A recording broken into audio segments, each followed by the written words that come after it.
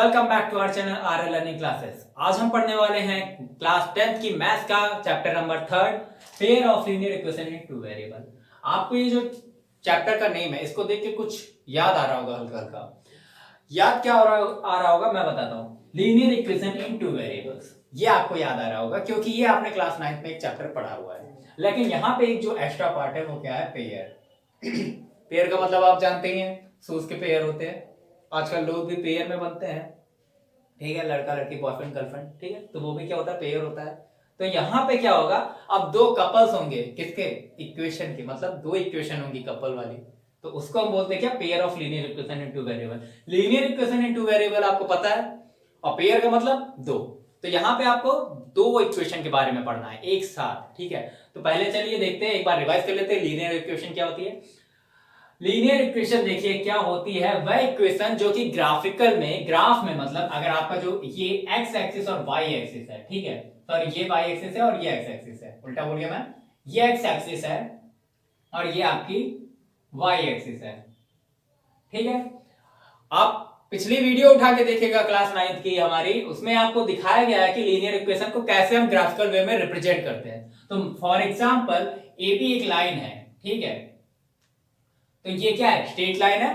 तो लीनियर का मतलब ही होता है एक लाइन, तो वह लाइन ऐसी इक्वेशन जो एक लाइन को रिप्रेजेंट करेगा, तो उसे हम क्या बोलेंगे, लीनियर इक्वेशन। और टू वेरिएबल का मतलब दो वेरिएबल होंगे उसमें, जैसे कि एक वेरिएबल x और एक y। जैसे कि आपको यहाँ पे x और y दिख रहे हैं, x वेरिएबल आपकी x एक्सिस को रिप्रेजेंट करेगा और y वेरिएबल आपके y इक्वेशन को रिप्रेजेंट करेगा। उनकी डिफरेंट वैल्यू पे जो लाइन फॉर्म होगी वो क्या होगी, उस लाइन की पर्टिकुलर इक्वेशन होगी। अब एक स्टैंडर्ड फॉर्म थी हम लोगों की, आपको जहां तक याद होगा तो स्टैंडर्ड फॉर्म क्या थी हमारी, वो भी देख लेते हैं। Standard form of linear equation, ठीक है, लीनियर इक्वेशन टू वेरिएबल में, तो ये याद रखिएगा कि एक वेरिएबल नहीं दो वेरिएबल होंगे। अभी पीछे हम लोग पढ़ के आ रहे हैं सिंगल वेरिएबल के लीनियर इक्वेशन, और जो है क्वाड्रेटिक इक्वेशन भी पढ़ के आ रहे हैं थोड़ा बहुत। तो अब हम जो है क्या देखेंगे, टू वेरिएबल में देखेंगे। तो एक वेरिएबल हमें आपको पता चल गया है x है और एक y है। तो हमारी जो स्टैंडर्ड फॉर्म है वो क्या है, ax plus by plus c equal to 0। ठीक है, तो ये आपको समझ में आ गया लीनियर इक्वेशन की स्टैंडर्ड फॉर्म क्या होती है। अब यहां पे जो ये आपका a है, जो a है वो क्या होगा और b क्या होगा, ये नॉन जीरो होंगे, ठीक है, नॉन जीरो होने चाहिए। साथ ही a b c, a b c are real numbers. Non zero इसलिए कि फॉर एग्जांपल a या b में से कोई एक भी जीरो हो गया तो y भी जीरो हो जाएगा मल्टीप्लाई होने की वजह से, या x भी जीरो हो जाएगा, तो x y ही नहीं रहेंगे, तो टू वेरिएबल काहे की linear equation in two variable. तो इस वजह से यहां पे a b नॉन जीरो लिए जाते हैं, ठीक है। तो ये आपकी क्या है, लीनियर इक्वेशन की स्टैंडर्ड फॉर्म है। अब जो है आपको, जैसा कि मैंने बोला, pair of linear equation in two variable इस चैप्टर का नाम है। तो सॉरी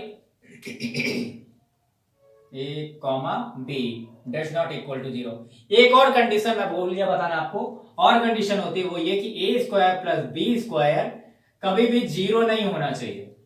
अब ये कैसे जीरो नहीं होना चाहिए, ये आप देख सकते हैं कि अगर आप नॉन रियल नंबर लेते हैं तो वो जीरो हो सकता है, लेकिन यहाँ पे क्योंकि रियल नंबर ही होंगे तो जीरो होने की कोई पॉसिबिलिटी नहीं है यहाँ पे, ठीक है।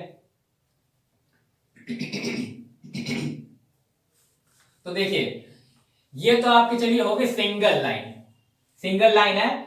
मान लीजिए ये लाइन है जो कि ax plus B Y plus C को रिप्रेजेंट करती है,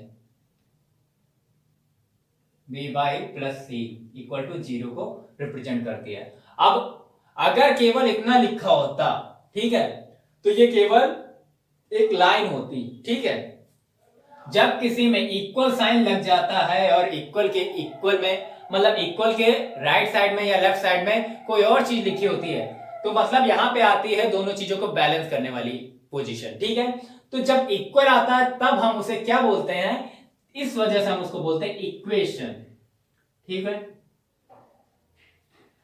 तो देखिए हर वर्ड का मीनिंग समझ लीजिए। लीनियर क्यों बोलते हैं? लीनियर इसलिए बोलते हैं क्योंकि इसमें वेरिएबल की जो मैक्सिमम पावर होती है वो 1 होती है। x की पावर 1 है, y की पावर 1 है, पावर 1 होती है, इसलिए पावर 1 होती है, इसलिए हम इसे लीनियर इक्वेशन बोलते हैं। ये आप लोगों ने पहले भी पढ़ा है पिछले चैप्टर में, ठीक है।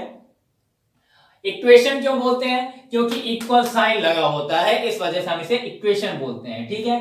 टू वेरिएबल क्यों? क्योंकि यहाँ पे दो वेरिएबल है, एक्स और वाई, ठीक है।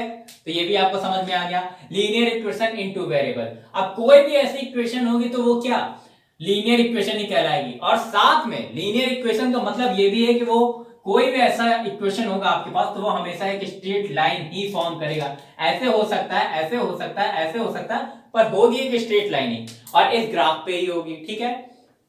तो ये बात आपको समझ में आ गई लीनियर इक्वेशन के बारे में। जस्ट इंट्रोडक्शन के लिए आपको ये मैं बता रहा हूं, ठीक है। तो देखिए अब यहां पे हम पढ़ेंगे पेयर, ठीक है।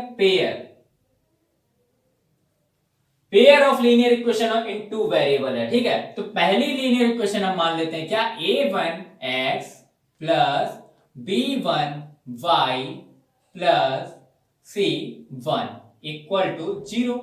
पहली इक्वेशन मान ली, ठीक है। दूसरी क्या मानते हैं, रुक जाइए, ये हाँ दूसरी हम मानते हैं a2x plus b2y plus c2। एक मिनट, ये एक सफिक्स में लगा है ये 2, ठीक है। ये भी 2 सफिक्स में लगा है, ध्यान दीजिएगा जरा, ठीक है। Equal to 0। सेम कंडीशन है यहां पे, क्या है कि a1 square plus b1 square does not equal to 0, a2 square plus b2 square does not equal to 0, ठीक है। पहली कंडीशन, ये पहली कंडीशन आपकी।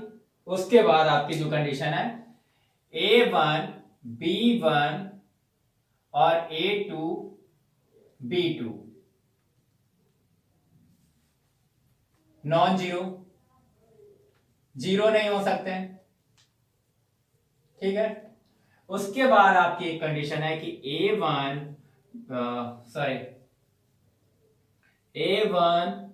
b1 c1 a2 b2 और c2 are real numbers. I hope कि आपको देख रहा होगा यहां तक, ठीक है। तो ये आपकी क्या होंगे, पेयर ऑफ लीनियर इक्वेशन, ठीक है। पेयर ऑफ लीनियर इक्वेशन, क्योंकि दो लाइंस हैं, ठीक है। अब इन दो लाइंस के बारे में क्या क्या नेचर होते हैं, इनके क्या क्या इनको सॉल्यूशन होते हैं, कैसे हम इसको फाइंड करते हैं, इसी चैप्टर में हम ये सब कवर करने वाले हैं। मतलब इस चैप्टर में यही सब है पूरा, कि आपको सॉल्यूशन कैसे निकालने हैं, इन दो लाइनों का क्या नेचर है, ये कैसे पता चलेगा। अब देखिए अगर आपके पास केवल और केवल दो लाइनें हैं, ठीक है, केवल और केवल दो लाइनें हैं, तो आपके पास तीन तरीके से दो लाइनें हो सकती हैं। कैसे, चलिए देखते हैं। देखिए मान लीजिए आपके पास दो लाइनें हैं, तो तीन केस आपके पास बनेंगे। पहला, एक ऐसे ऐसे, मतलब ऐसे ऐसे का मतलब ऐसे ही नहीं कि हमेशा ऐसे ही रहेगी। इसका कहने का मतलब है कि आपके पास दो, एक एल है एक एम है, मान लीजिए लाइन, ठीक है। तो पहला केस है ये वाला, फर्स्ट केस क्या है इसमें, कि दोनों लाइन एक दूसरे को क्या करेंगी, इंटरसेक्ट करेंगी। मतलब वो इंटरसेक्टिंग लाइन होंगी, इंटरसेक्ट कर रही है। कहां पे इंटरसेक्ट कर रही है, कट कर रही है यहां पे, ठीक है। तो हो सकता है कि वो लाइन इंटरसेक्टिंग लाइन हो, ठीक है।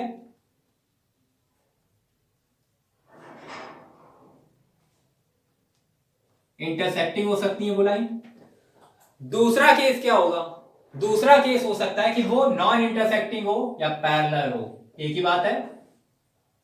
ये दो लाइन है आपकी एल एम,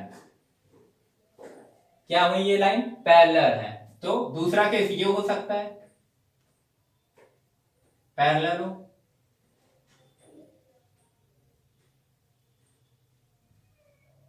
ठीक। अब तीसरा पॉइंट, तीसरा आप सोच रहे होंगे कौन सा केस होगा। तीसरा केस क्या हो सकता है, आप इमेजिन करिए एक मिनट के लिए। देखिए तीसरा केस ये हो सकता है कि आपकी ये है एल यहां तक, सॉरी ठीक है, यहां तक आपकी एल है और वही आगे जाके इधर तक एम है, या फिर इधर से एल है इधर से एम है, ठीक है। तो ये आपकी दो लाइनें हैं, मतलब एक दूसरे के ऊपर है जस्ट, ठीक है। इसी लाइन के जस्ट ऊपर कोई लाइन है, एक एल है ऐसे, ठीक है, और एक एम है ऐसे करके, ठीक है। तो देखिए ये तीसरा केस क्या होता है हमारा, थर्ड केस, इसको हम क्या बोलेंगे, कॉन्साइडिंग या कॉन्साइडिंग लाइंस। मतलब एक दूसरे को, जैसे कॉन्ग्रेंट ट्राइंगल होते हैं वैसे ही कॉन्साइडिंग लाइंस होती हैं, मतलब एक दूसरे के जस्ट जस्ट ओवरलैप कर लें एक दूसरे को, ठीक है, ढक ले पूरी तरीके से, वो क्या होंगी, कॉन्साइडिंग लाइंस होंगी, ठीक है। मतलब जस्ट एक दूसरे के ऊपर हो, उसी की इक्वेशन दे दी गई आपको। तो इस केस में इस लाइन के जो है क्या कहते हैं, क्या नेचर होगा, इस केस में कैसे पता चलेगा कि हाँ वो लाइन मतलब पैरेलल है या इंटरसेक्टिंग है या कॉन्साइडिंग लाइंस है, ये हम पढ़ेंगे इसमें। लगता है क्योंकि वीडियो काफी लेंथी हो रहा है, तो आई होप कि वीडियो आपको पसंद आए तो हमारे वीडियो को लाइक करें, हमारे चैनल को सब्सक्राइब करें। मिलते हैं नेक्स्ट वीडियो में, थैंक्स फॉर वॉचिंग।